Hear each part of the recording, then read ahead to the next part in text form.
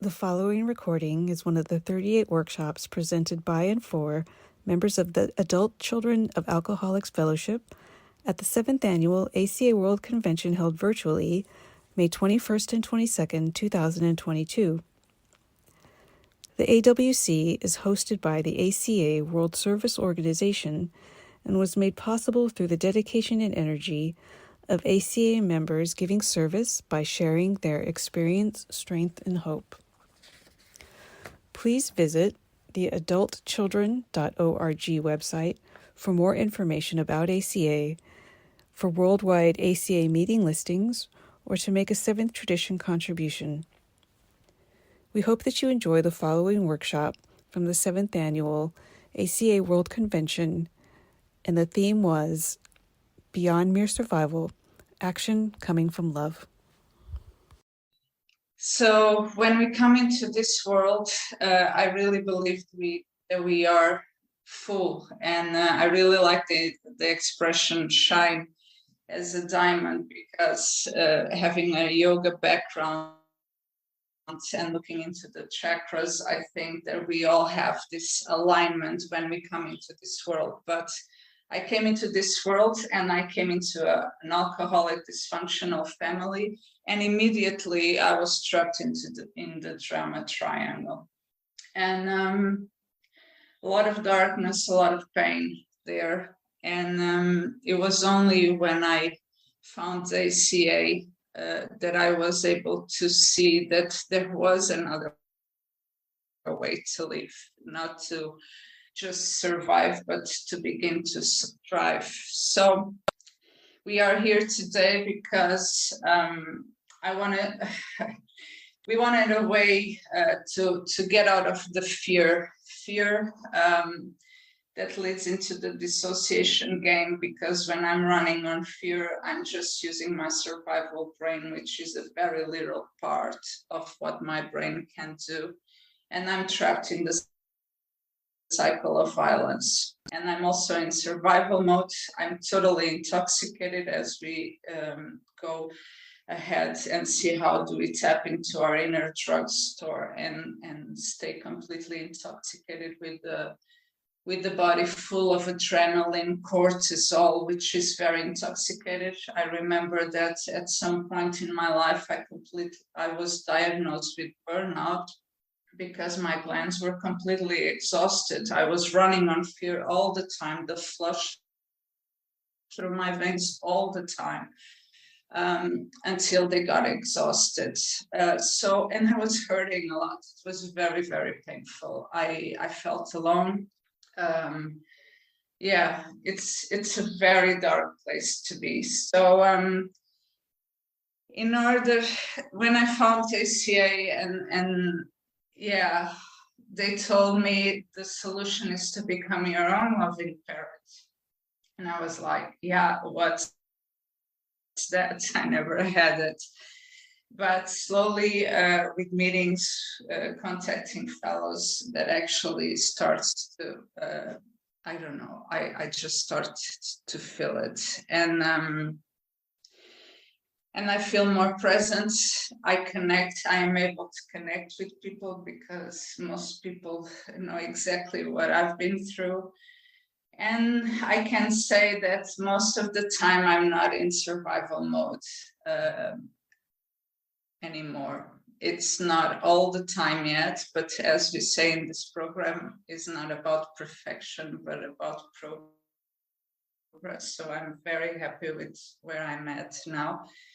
And to experience emotional sobriety, that was a great breakthrough for me. I remember I was already some time in the fellowship, and I was driving, and someone just put himself in front of me, and I felt a rush of adrenaline, and I was like, whoa, okay, this is fear.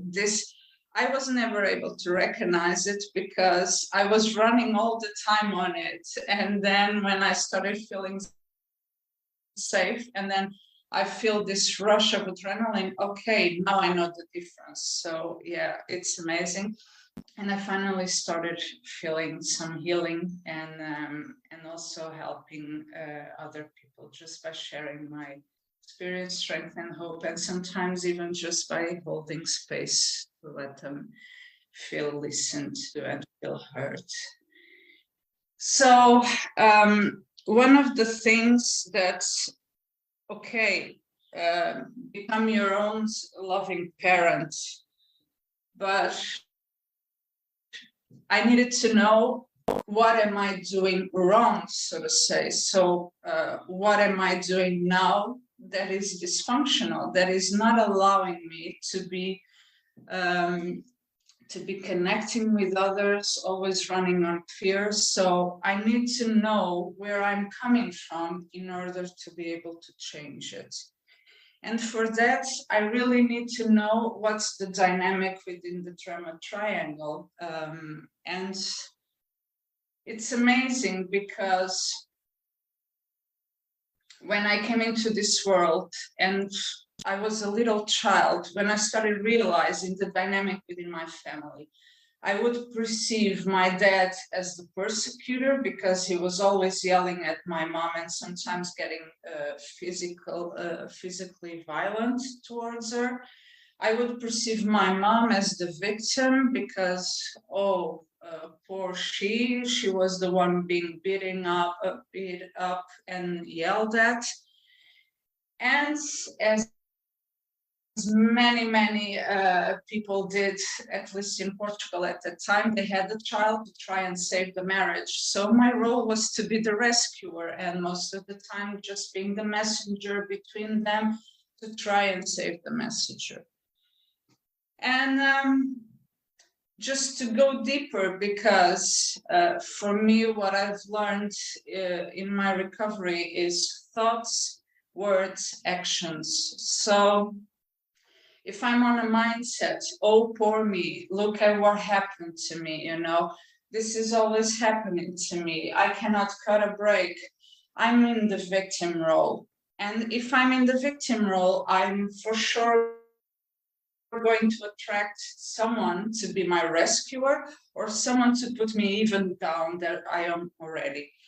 And then it's like I'm putting myself in a lower position towards someone else, and of course other people will go and the abuse will start, and the rescuer, oh, look at them, they cannot, I'm gonna try and fix them, and sometimes I see exactly what their wound is, but I am powerless over them. But if I'm in the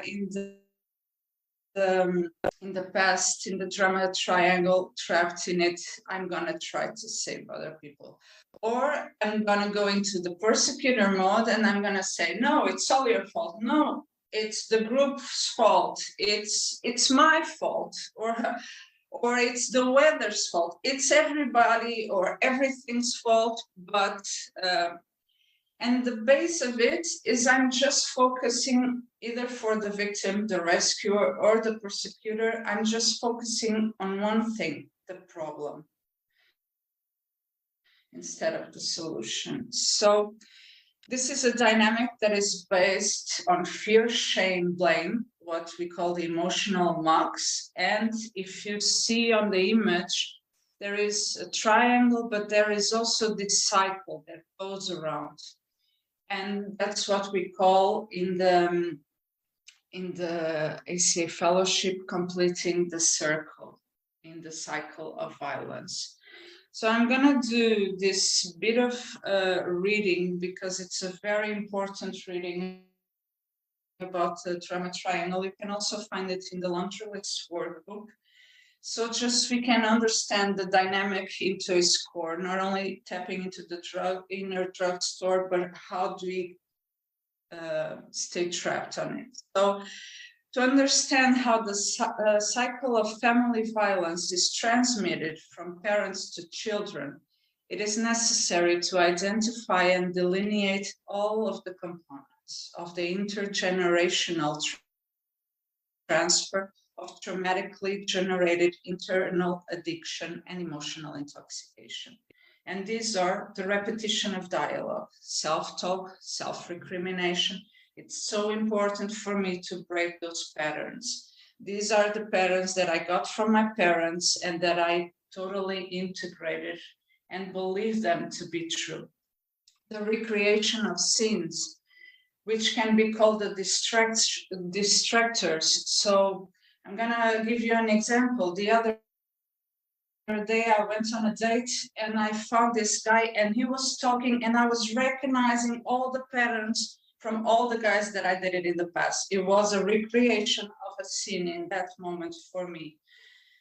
The recapitulation of emotions, feeling shame through the reconstitution of the biochemistry, I'm tapping into my inner drugstore, internal uppers, downers, painkillers, and thought regulators.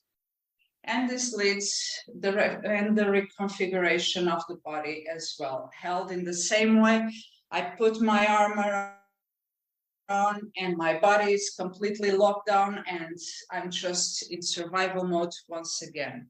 And this results in a predictable, dissociative forgetting that leaves a person numb, unconscious, and stuck in the past.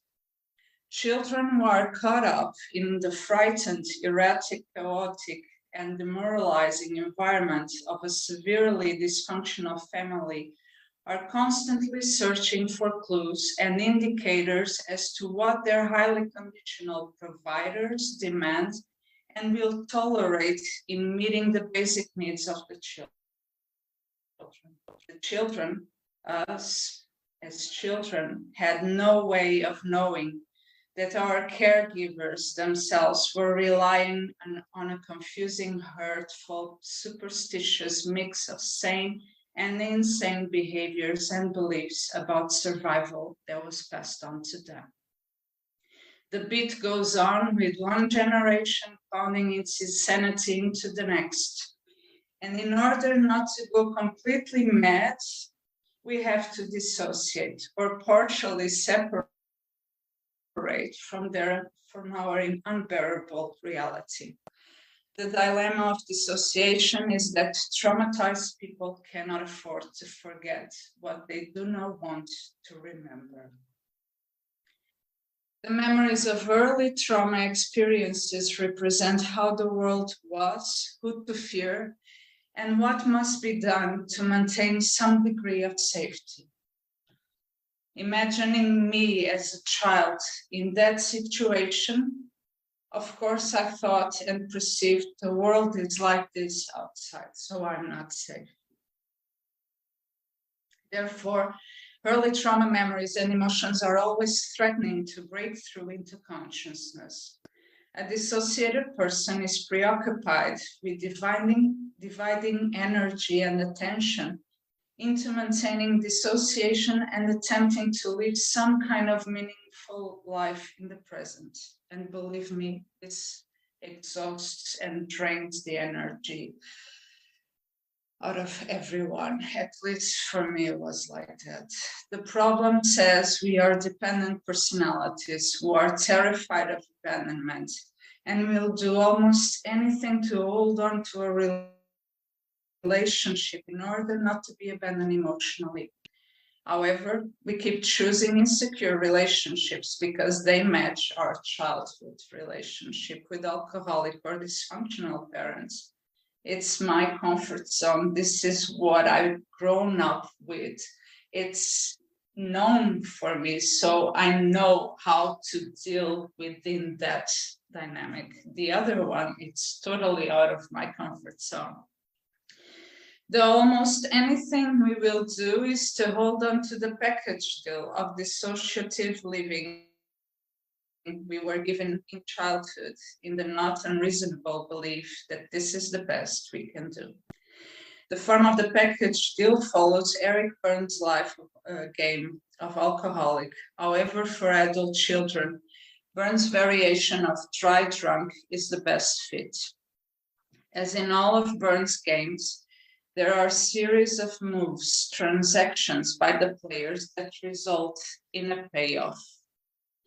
So let's see the dynamic. In the game of dissociation, there are two basic positions, and this is what we're gonna find out when filing in our worksheets for ourselves.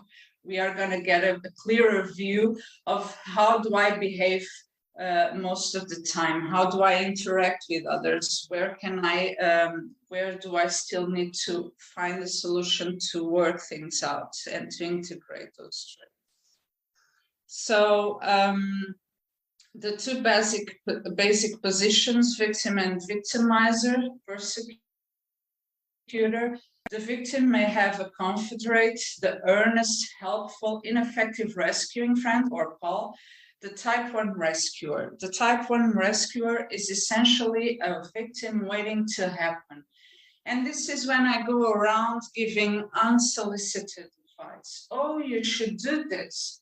Oh, you should go that way. And then when the person goes that way or does what I told her to do because I was trying to save her, and it all blows up in her or his face, then they come and they say, oh, but I did this because you told me to. So now I am a victim because the other person changed into the persecutor mode, and I am the one to blame. So that's the type 1 rescuer. So please be mindful with unsolicited advice. The persecutor may be disguised as highly conditional rescuer. I will accept, I will love you if and when you do this for me. Of course, the conditions can never be met, and the type 2 rescuer can flip into the persecutor at the drop of an hat. The persecutor is the one who gives the insults and injuries that maintain dissociative, those in transactions, while the victim is the one who does the receiving. And just to finish that reading, a successful dosing transaction is one in which the insult and injury exchange leave both or all the players in the game more absent than present. We go into this unconscious, stupefied state, and more there than regressed than here now. In other words, dissociated, hypoxic, hypercarbic, hypoglycemic. Both victim and persecutor are terrified of abandonment. The victim is more obviously desperate and needy, while the persecutor is so terrified of falling into the abyss of abandonment that the terror has been completely walled off. And the only form of love or connection that can be tolerated is to be the one who punishes and abandons, not to be the one who is punished, neglected, and finally abandoned. And in this paragraph, it's like I'm just describing my marriage that failed because I was the one abandoning it. So terrified that I was going to be abandoned. Children, or us, we didn't know that we were getting targeted to become objects of addiction in the game of dissociation. That our parents, biological parents, or our caregivers would overtly and covertly force us to accept and interject their demands that they embrace the addict way of life. Put it bluntly, the demand from adults to children in a conflict-addicted family is, we need you to be a player, addict, to cope with and endure our hyperdependence syndrome. The forced interjection is the means whereby the game of dissociation is transmitted intergenerationally, along with the twisted, superstitious justification, rationalization for continuing the family's insanity. And the solution is not only to become your own loving parent, but also to use the 12 steps to eject the interjects and stop the game, to regain personal integrity, to become sober and sane.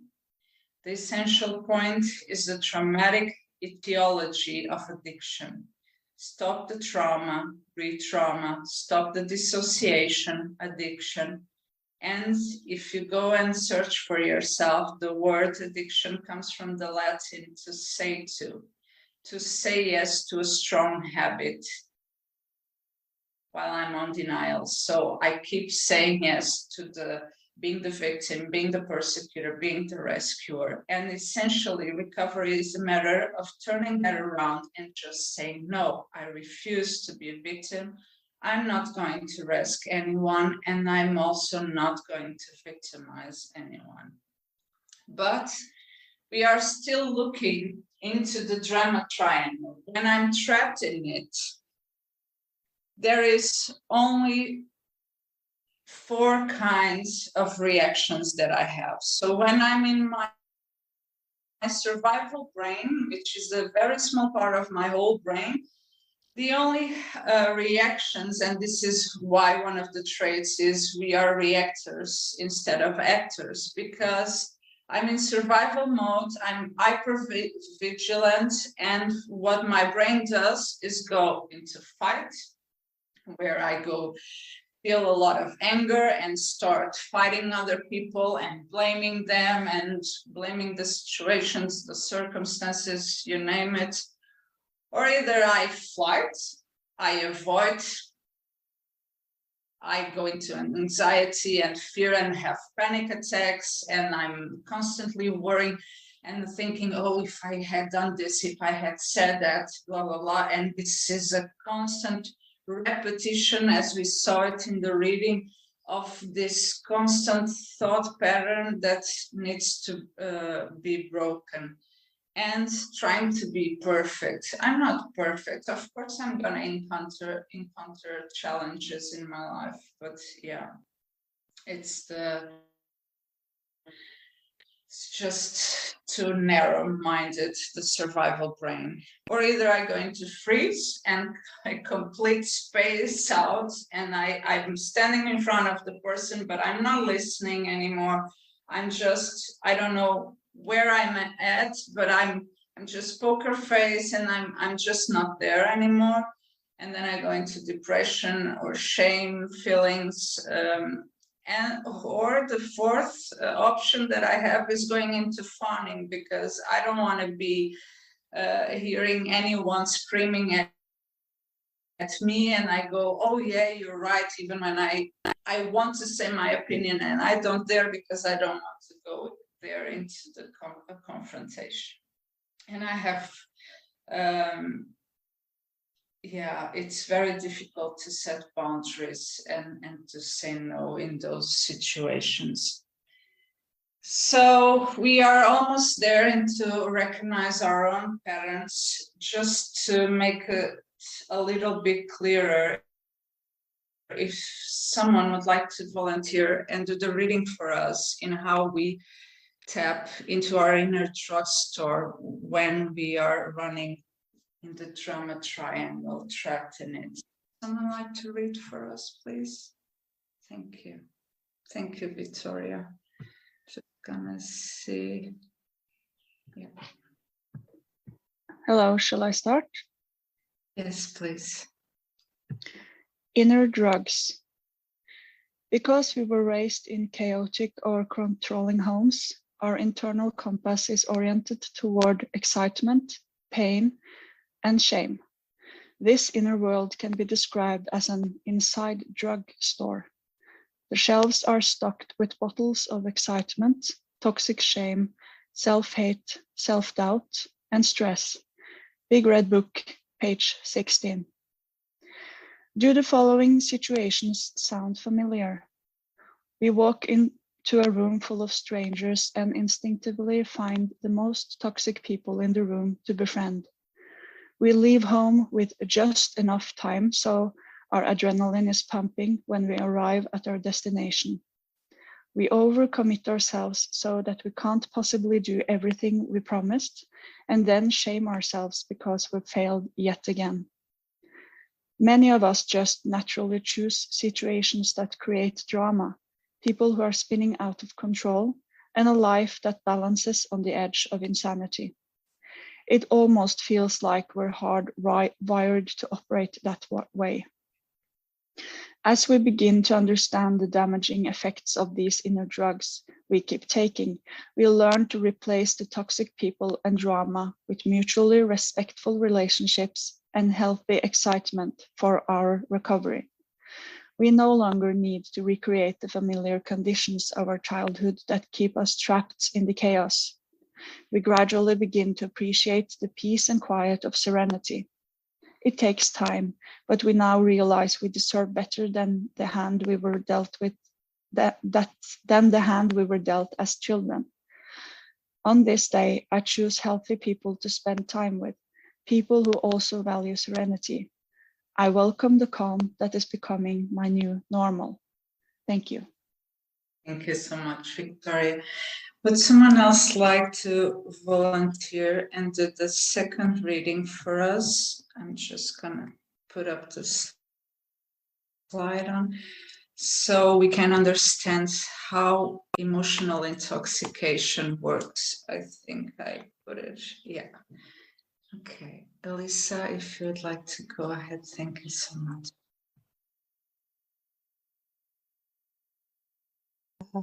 Yes, thank you. Sorry. Oh, there it is. Okay, sorry. Okay, July 20, emotional intoxication.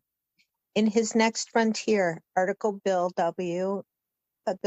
wrote, if we examine every disturbance we have, great or small, we will find at the root of it some unhealthy dependency and its consequent unhealthy demand. Big Red Book, page 628.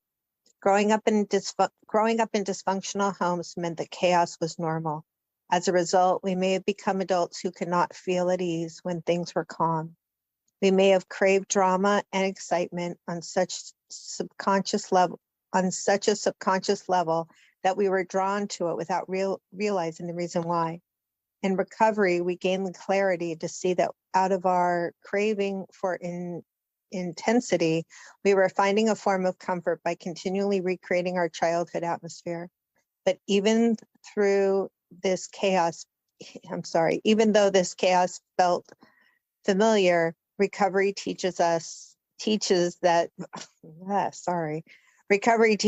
our vulnerable and wounded child's needs were not being met. By attending meetings and listening to the stories of other adult children, we learn that we are not alone. When we work the program, we cultivate two essential qualities in our lives, courage and self-esteem. Through the 12 steps, we learn to let go and turn our will and our lives over to a higher power of our own understanding. When we do this, we find that gradually the desire for emotional intoxication will leave us. On this day, I free myself from the cycle of emotional intoxication by listening to my higher power's guidance. I deserve balance, which I get by practicing my program in all areas of my life. Thank you.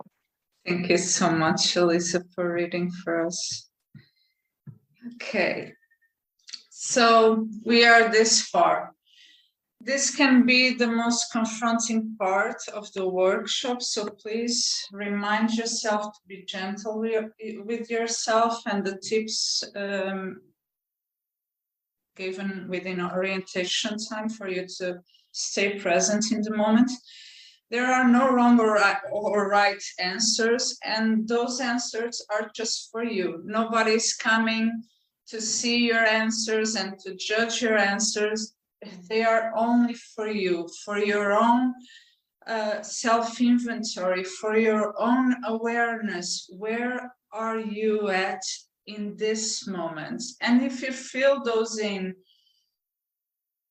next week you will see there will be differences and you will notice the progress, but it's a very, very useful tool, this laundry list traits that Tony A offered us. So if you didn't get the chance to download the worksheets, my suggestion would be for you to pick a piece of paper and pen and just put the number of the trait 1, and check it if you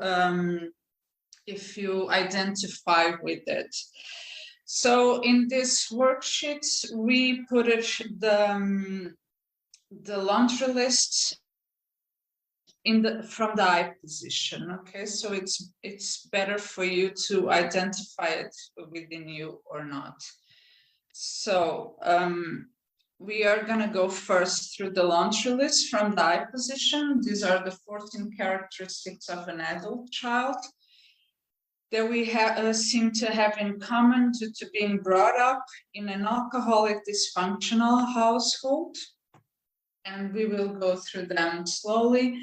So if you say to yourself that this is your truth, please just put a check on it.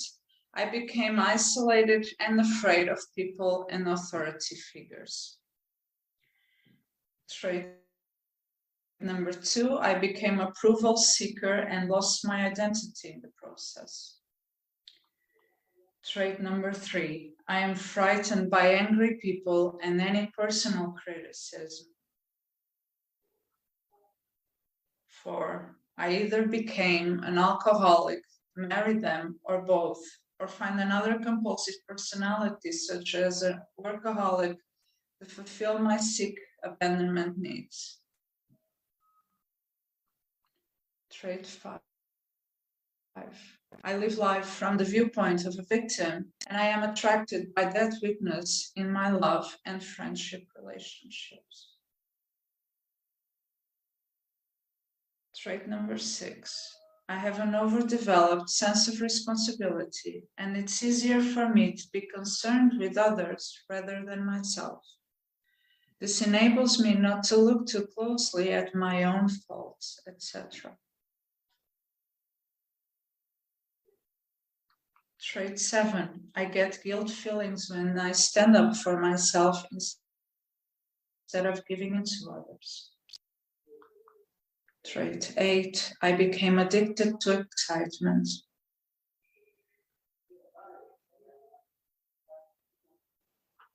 Trait 9. I confuse love and pity and tend to love people I can pity and rescue.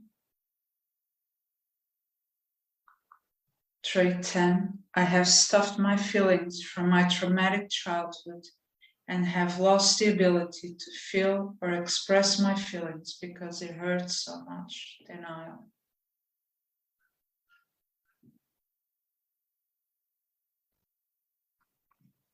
Trait 11. I judge myself harshly and have a very low sense of self-esteem.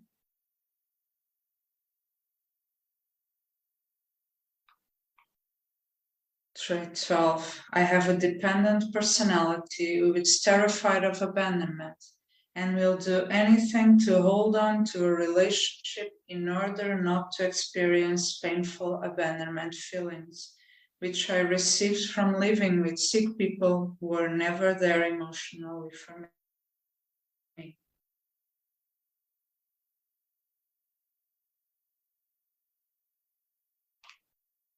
Trait 13. Alcoholism is a family disease, and I became para-alcoholic and took on the characteristics of that disease, even though I did not pick up the drink.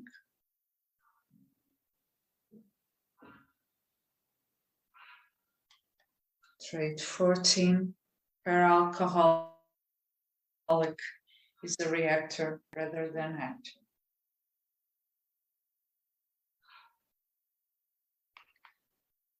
So now you can see how many traits you checked in on this list and hold on to it for a while longer.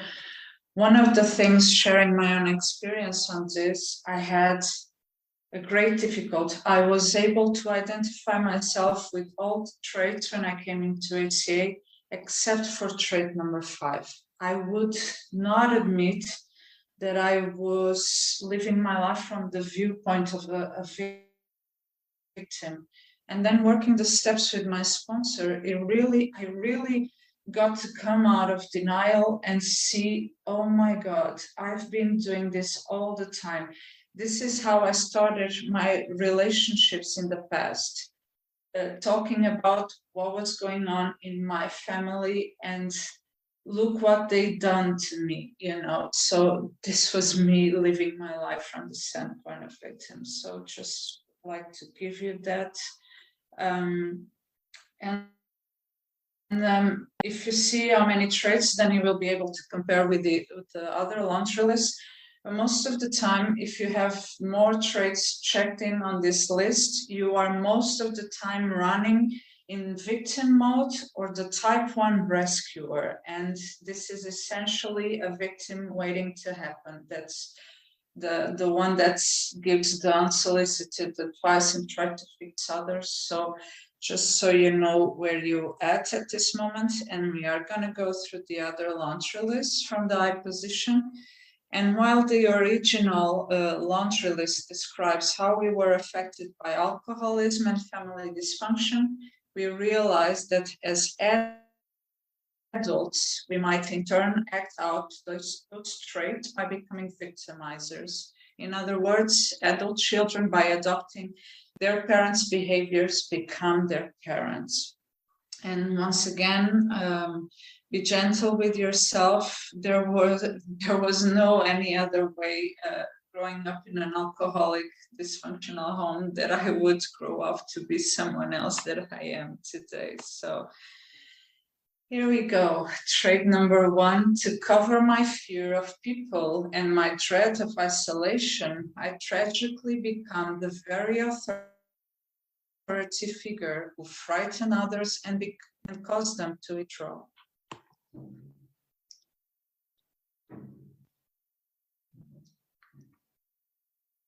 Trait number 2, to avoid becoming enmeshed and entangled with other people and losing myself in the process, I become rigidly self-sufficient.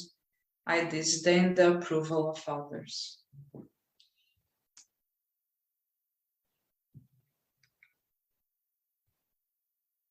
Trait number 3, I frighten people with my anger and threat of belittling criticism.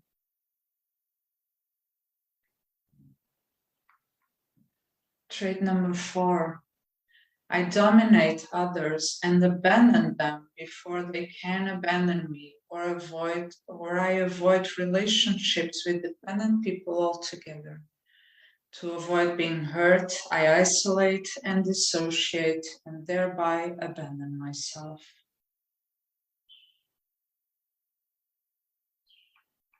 Trait number 5, I live life from the standpoint of a victimizer, and I'm attracted to people I can manipulate and control in my important relationships.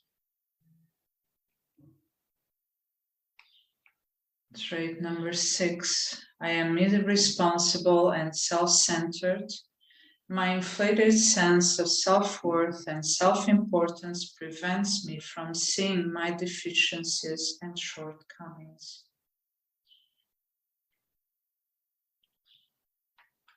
Trait number 7, I make others feel guilty when they attempt to assert themselves.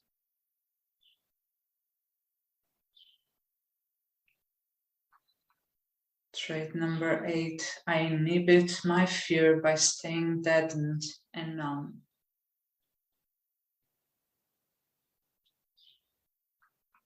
Trait number 9, I hate people who play the victim and beg to be rescued.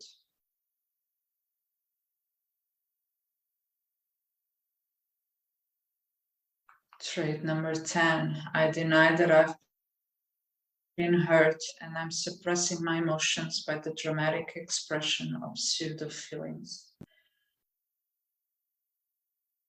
And if you don't know what pseudo feelings is, it's like when I rationalize something like, oh, you've done this, I'm feeling this because you've done this. So that's a pseudo feeling. I'm trying to justify and rationalize my feelings.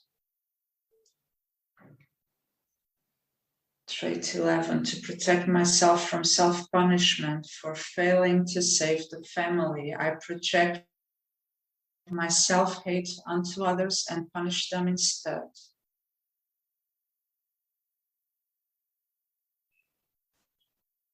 Trait number 12, I manage the amount of deprivation I feel coming from abandonment within the home by quickly letting go of relationships that threaten my independence, not too close.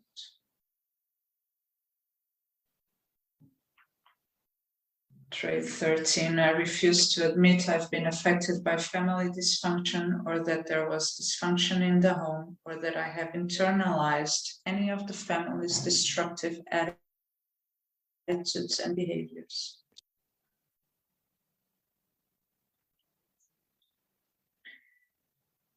And last but not least, trait number 14, I act as if I am nothing like the dependent people who raised me.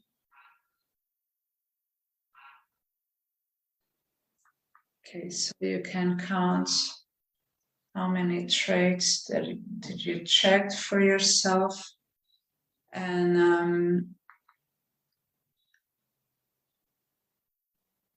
I can say from my experience that when I did this for the first time, I had much more traits on this list than the other one, because at some point in the dynamic within my family that I would see my dad and my mom, I promised myself that I wouldn't be a victim, and I became the persecutor, because if those were the roles available in the world, so to speak, then I don't want to be a victim. I want to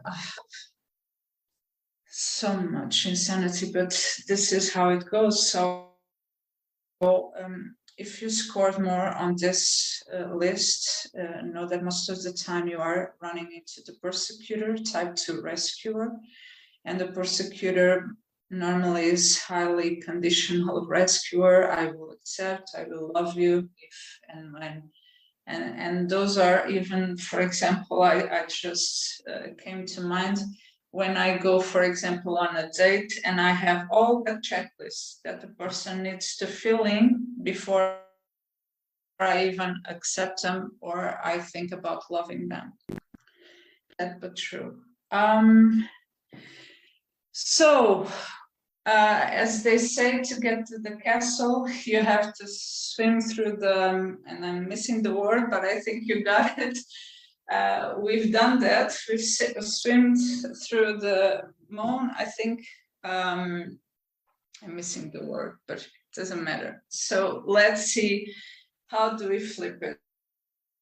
So I know that this drama triangle is based on emotional mugs like fear, blame, shame, guilt. Those block my chakras completely, and I'm not able to shine my light as I'm supposed to.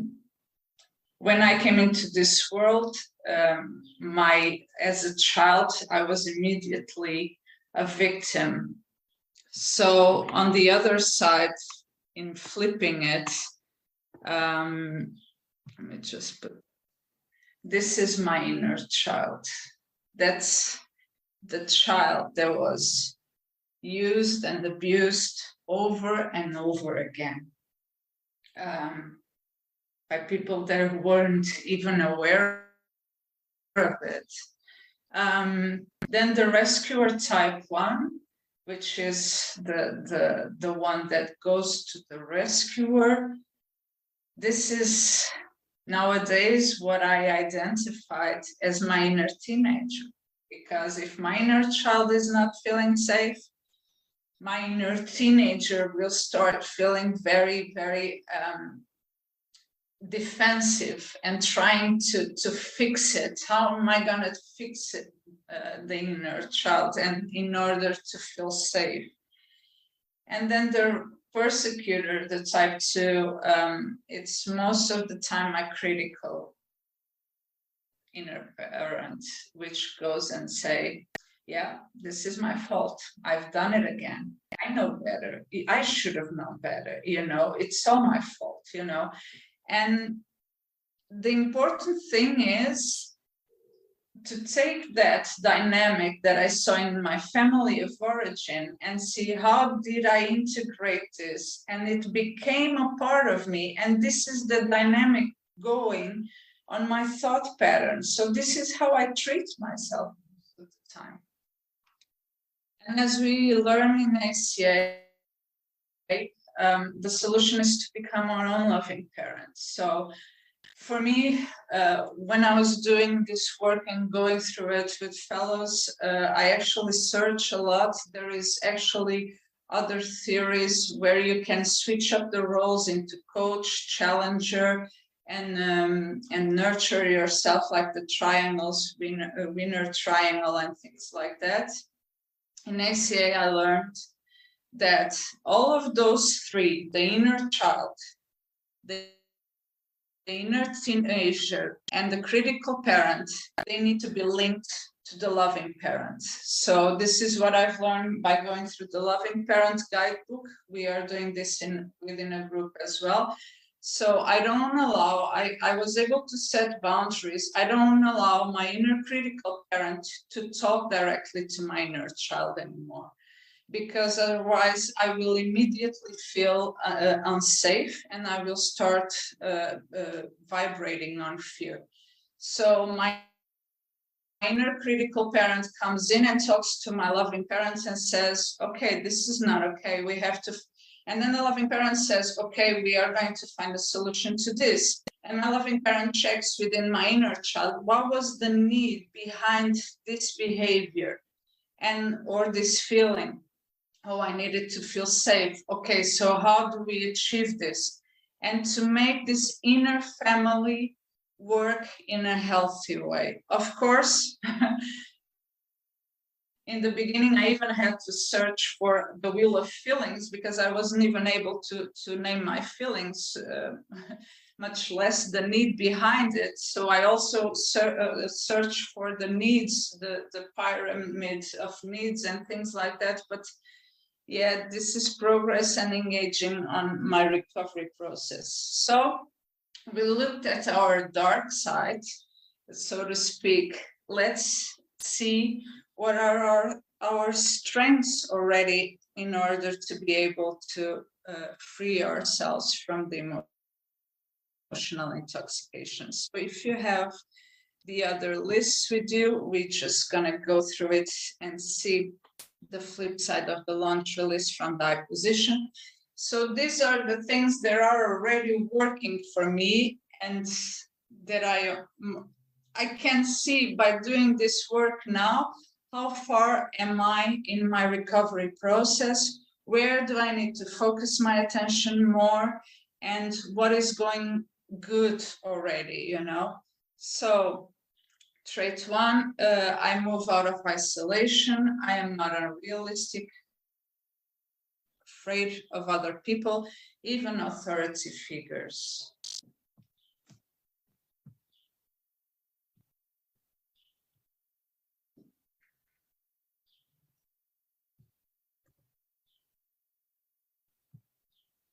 Second, I do not depend on others to tell me who I am.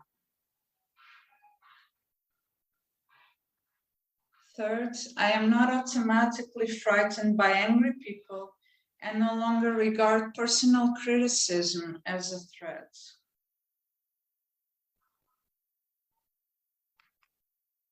Four, I do not have a compulsive need to recreate abandonment.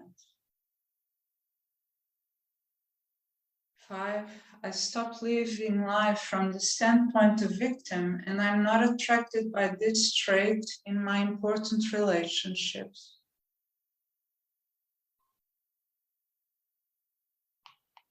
6, I do not use enabling as a way to avoid looking at my own shortcomings. 7, I do not feel guilty when I stand up for myself. 8, I avoid emotional intoxication and choose workable relationships instead of constant upset. 9, I am able to distinguish love from pity and do not think rescuing people I pity is an act of love. 10, I come out of denial about my traumatic childhood and regain the ability to feel and express my emotions. 11, I stop judging and condemning myself and discover a sense of self-worth. 12, I grow in independence and I'm no longer terrified of abandonment. I have interdependent relationships with healthy people, not dependent relationships with people who are emotionally unavailable. 13, the characteristics of alcoholism and para-alcoholism I have internalized are identified, acknowledged, and removed. And I become an actor. I'm an actor, not a reactor. And this was one of the things that when I started looking, reactor, so repetition of an action, I would see people angry and I would reenact what I was seeing. And this was a very freeing moment for me when I said, like, okay, the third, like, I'm not automatically frightened by angry people. I used to see angry people and the enmeshment, because I had no boundaries, I would immediately copy paste the behavior. I would reenact the behavior that I was seeing. And nowadays I am able to differentiate. This is this person with their own thought pattern and fighting their own battles, and that anger is not mine. So I can stay vibrating on my lane from a place of love if I'm that far. So yeah, you can check on the total for you, and you can see in this laundry list, the flip side of it, it's like the interaction. If you still haven't checked in many traits on it, so you can try and think to reconnect and reinforce this connection between your loving parent and your inner teenager, and do some exercises like non-dominant handwriting, writing a letter to your inner teenager, things like that. There are so many tools available in our program fellowship. So, okay, let's go to the other side. We are almost coming into an end, so we can also share our own experiences. Trait number 1, on the flip side of the other laundry list from the I position, I face and resolve my fear of people and my dread of isolation, and stop intimidating others with my power and position.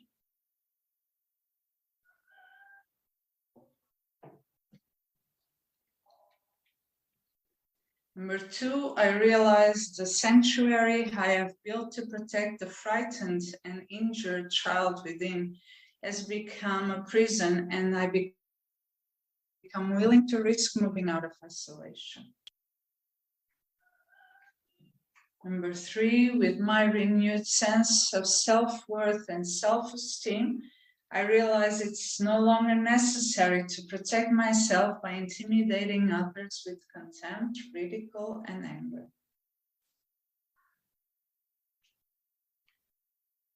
4, I accept and comfort the isolated and hurt inner child I have abandoned and disavowed, and thereby and the need to act out my fears of enmeshment and abandonment with other people.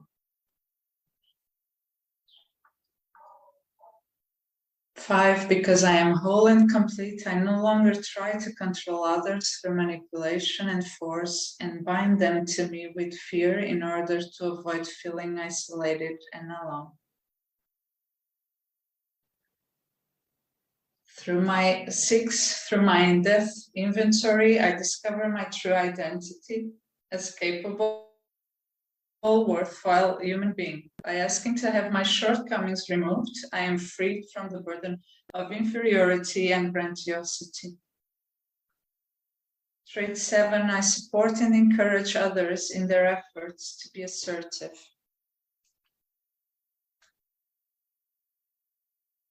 8, I uncover, acknowledge, and express my childhood fears and withdraw from emotional intoxication.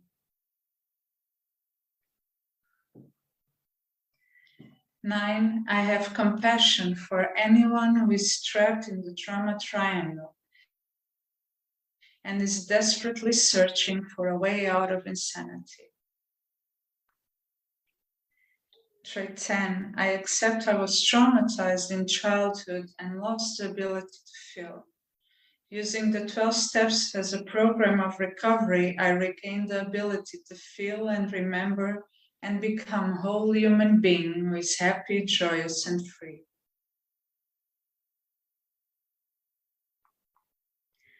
11, in accepting I was powerless as a child to save my family, I am able to release my self-hate and to stop punishing myself and others for not being enough. Number 12, by accepting and reuniting the inner child, I am no longer threatened by intimacy, by the fear of being engulfed or made invisible. 13, by acknowledging the reality of family dysfunction, I no longer have to act as if nothing were wrong or keep denying that I'm still unconsciously reacting to childhood harm and injury. 14, I stop denying and do something about my post-traumatic dependency on substances, people, places, and things to distort and avoid reality.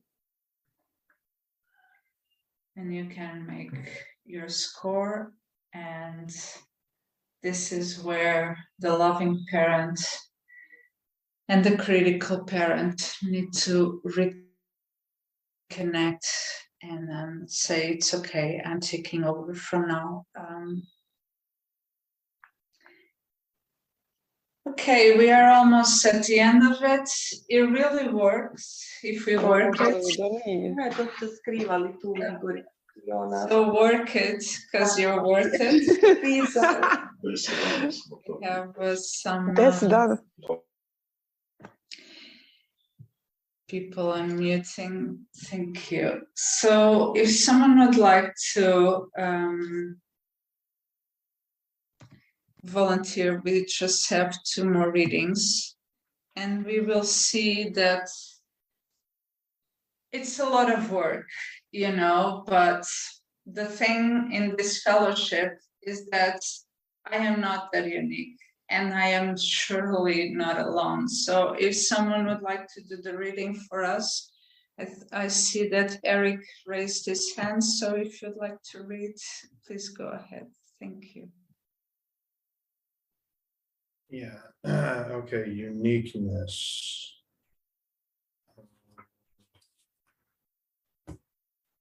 By working the steps and attending meetings, we see that we are not unique and that our family is not unique as well. There are millions of people like us. Many of us grew up thinking our families were different, that we were unique. We witnessed drama that was way beyond our understanding. Often the very people who should have comforted us were responsible for the trauma. The resulting shame and embarrassment left us feeling that we could never be like our peers. We felt apart from them. So we donned our masks and acted as if we were normal. In ACA, we share our darkest history and find that others identify with it. Uncovering our memories helps take the sting out of our hurt.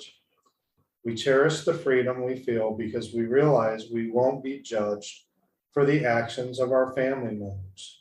We are not alone. We learn about patterns of behavior we develop to cope with our feelings of shame, hurt, and anger. Once they are identified, we give ourselves a choice. We can continue to act as we did when we were in darkness, or we can try new behaviors that work better. When we keep coming back, we are choosing new behaviors. On this day, I celebrate the freedom of knowing I am not unique. I am not alone. I can now use the tools of recovery instead of the dysfunctional survival tools I learned as a child. Thank you so much, Eric, for reading. And if someone would like to volunteer and do the second reading for us in emotional sobriety, thank you. Lynn, if you would like to go ahead.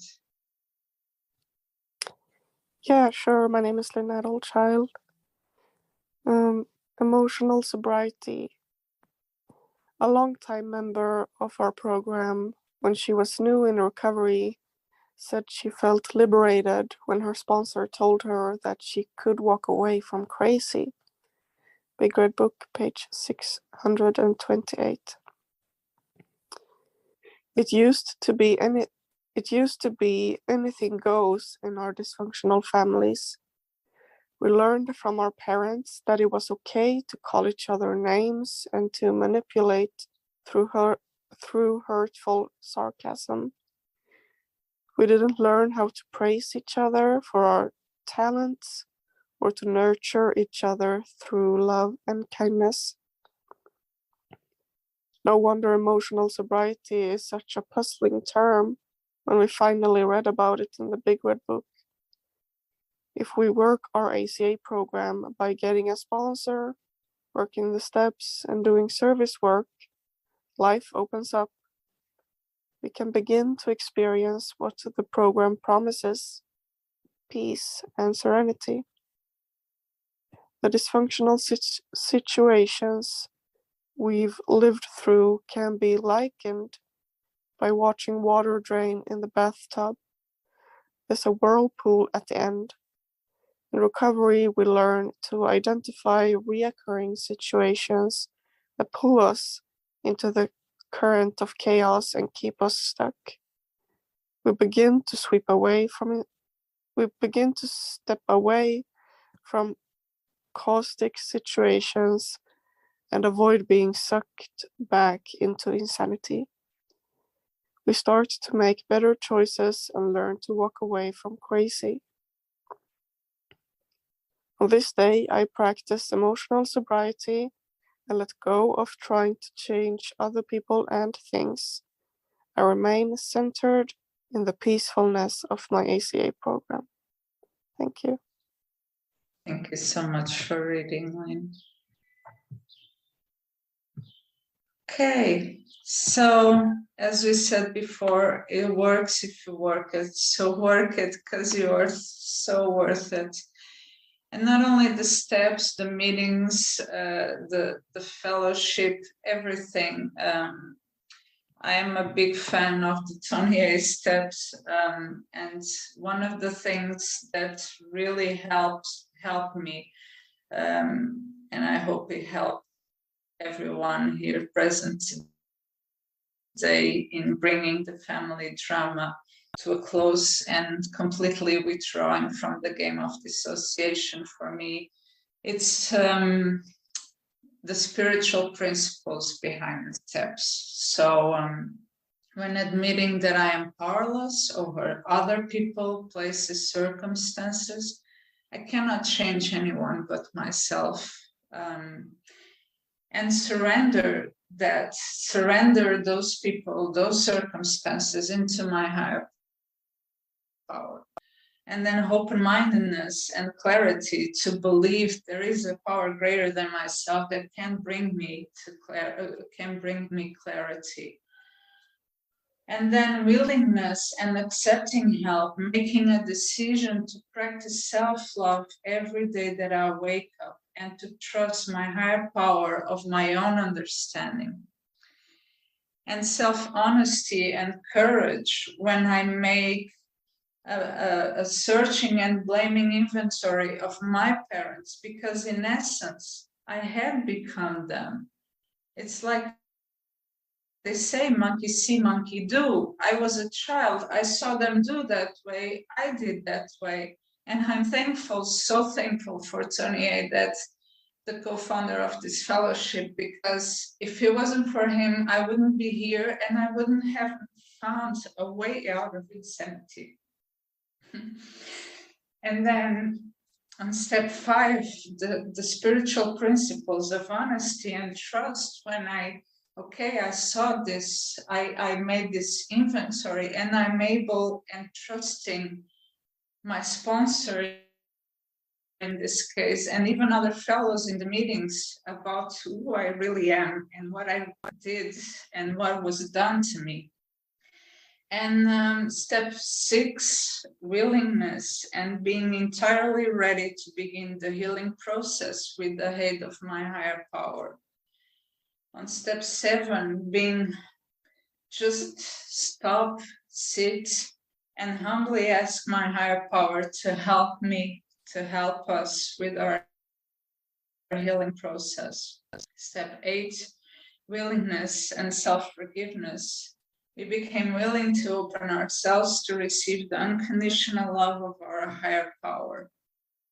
Step 9, forgiveness and courage. This was a big one for me when I did the 12 steps on the yellow workbook, but when working the 28 steps, just becoming willing to accept my own unconditional love by understanding that my higher power loves me unconditionally. It was a really breakthrough for me. And the courage to do that, because I'm used to running on fear. It's totally out of my comfort zone, to start running on, change my vibration, my biochemistry, to stay focused on love. But it's a very important one. Step 10, constantly taking my personal inventory and to love and approve of myself, no matter how many mistakes I do, how many times I fail. It's progress. It's about progress, not perfection. And seeking and listening. I just come, sit and meditate, and I try to pray only for the knowledge of my higher power's will for me. And I know that's basically just self-love and love. And when I'm vibrating on that level, what happens around me really changes. So I really hope it changes for you as well. And I hope we still have, I'm just gonna check the time, so we still have like 15 minutes before the workshop ends. So I would suggest if we could have like 5 people that would like to say something, share their own experience, strength and hope, or ask something, this would be the time. Please take like 1 or 2 minutes maximum. And then we will go into closing. Thank you.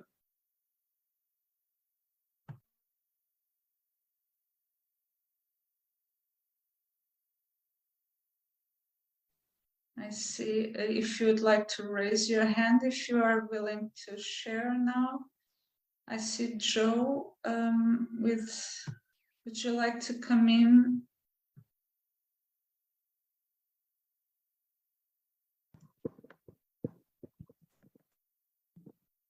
Yes, hi.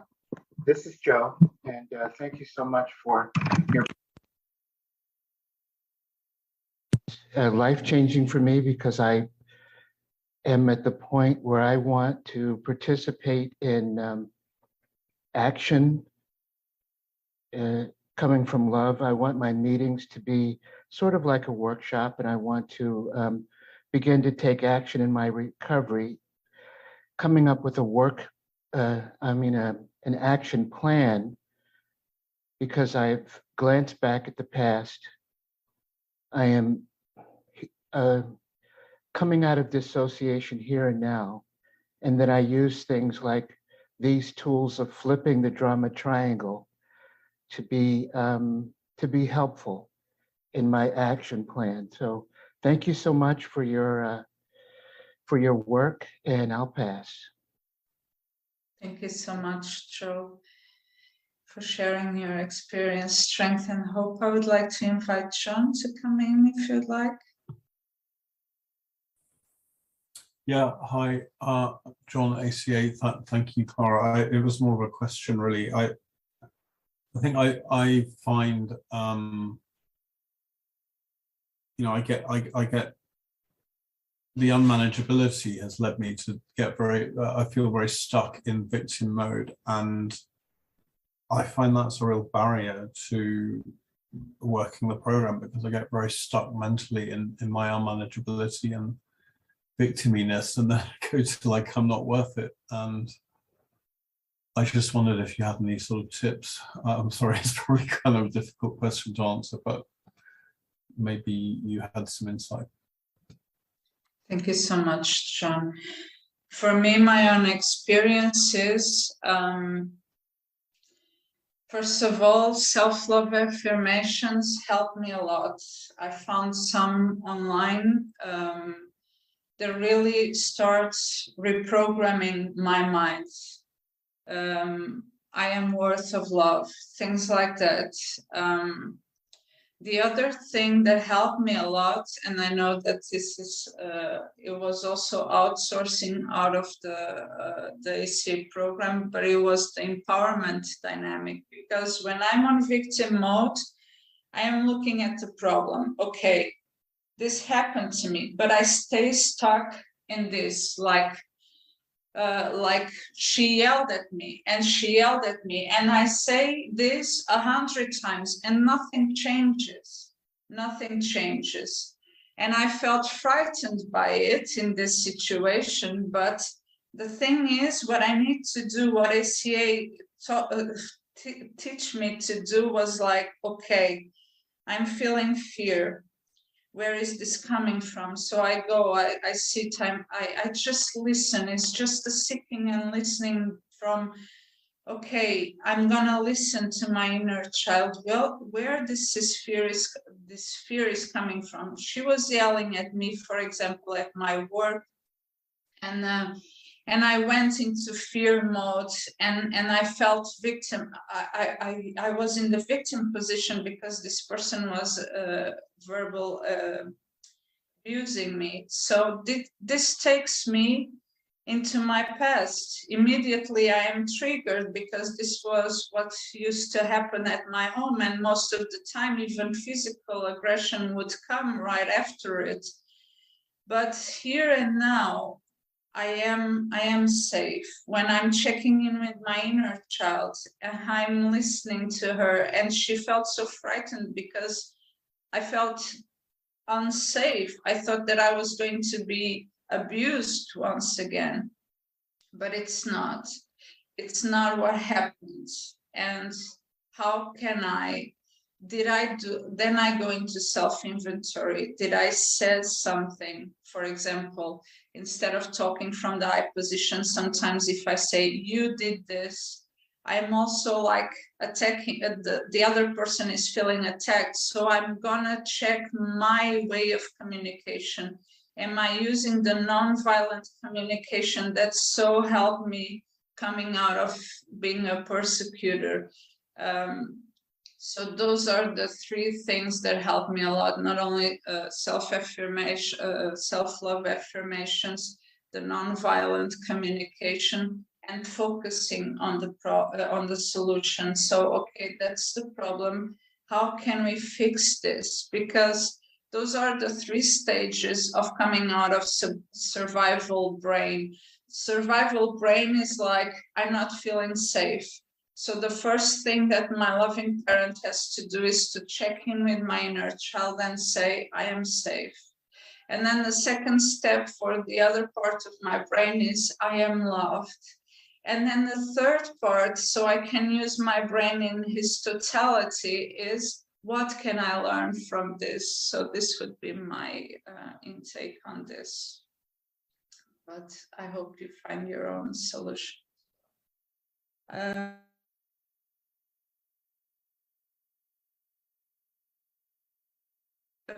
Sorry, I was on mute. So that would be my take on this. I hope you got something from my own experience, strength and hope. Victoria, would you like to come in? Yes, thank you. I want to thank you for a wonderful workshop.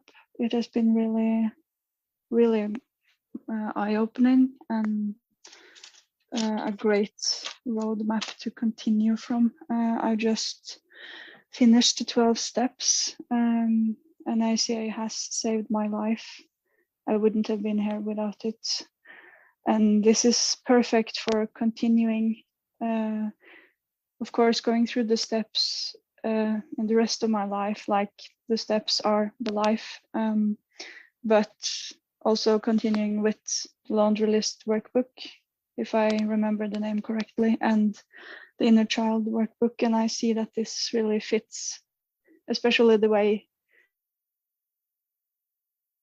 and a loving parent is the connection, inner child, critical parent, and inner teenager, which really gives me, I see things more clearly now. And I'm also very grateful for all the things you share and how real it is. It feels really real, and I'm grateful for your sharing and vulnerability in it as well. So thank you. Thank you so much, Victoria. I think we can still hear Tanya and then Nicolette, and then we will start closing our workshop. Thank you.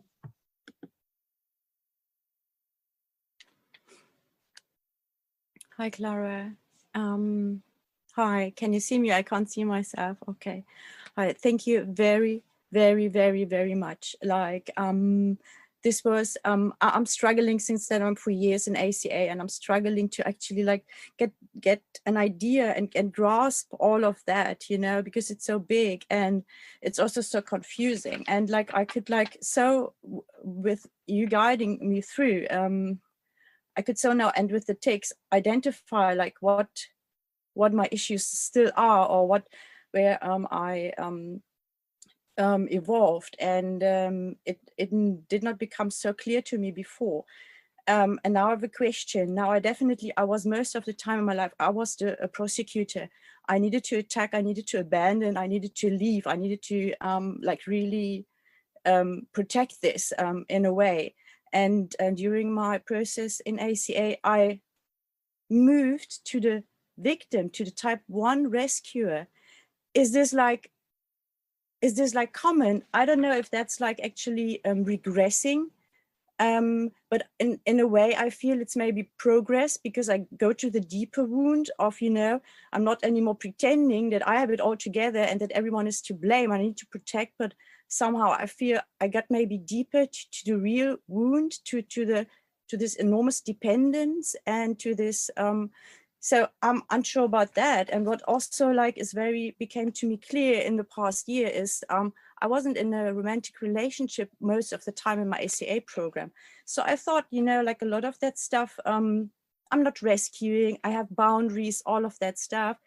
And now in this relationship, everything is like lost. All of that, what I could keep with my parents, you know, with my friends in the romantic relationship, it all disappeared. I become like so insane in my behavior again. Now I know I need to look at another fellowship to deal with that. But also, like, is that like something common? Because the intimate relationship at the end is, I mean, where I seek like complete dependence, you know, like with friends, I can like look and take them as they are and don't have too much expectations. But it seems to me that I need to work so hard, because in my romantic relationship, I just like crave this, you know, and I project probably be my parent, take care of me, do that.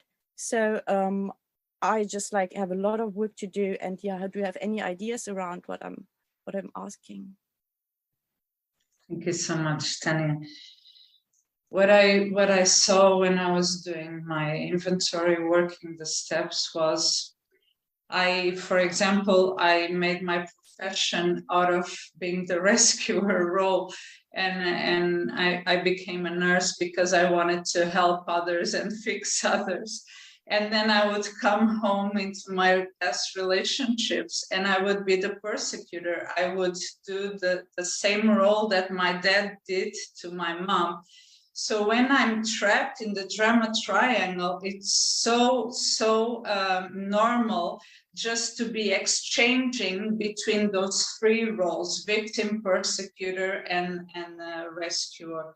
It's really just very normal until we get the awareness of stepping out of it. And for that, it's really, really important for me to check in on a daily basis with my inner child, because sometimes I am so afraid that I am not even aware that I'm in survival mode once again, because as I said before, this was my comfort zone for 40 years, for almost 40 years. And sometimes it's still very difficult for me to see that but when I sit and I go and try and meditate and do the self-inventory, then that I look back, I dare to look back, having the courage and self-honesty and see, oh my God, I did this again.